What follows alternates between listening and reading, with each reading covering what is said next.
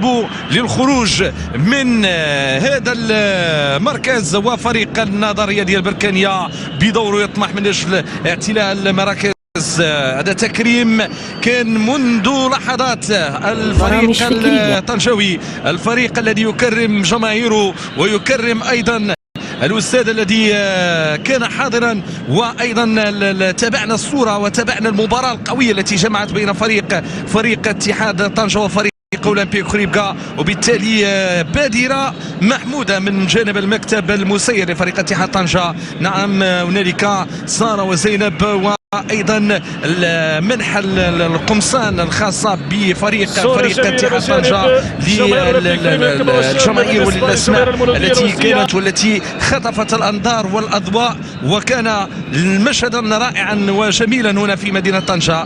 بقات الورود بالاضافه الى قمصان الفريق، نعم، في بادرة، نعم، من المكتب المسير لفريق اتحاد طنجة، ثم ايضا عمره الى الديار المقدسه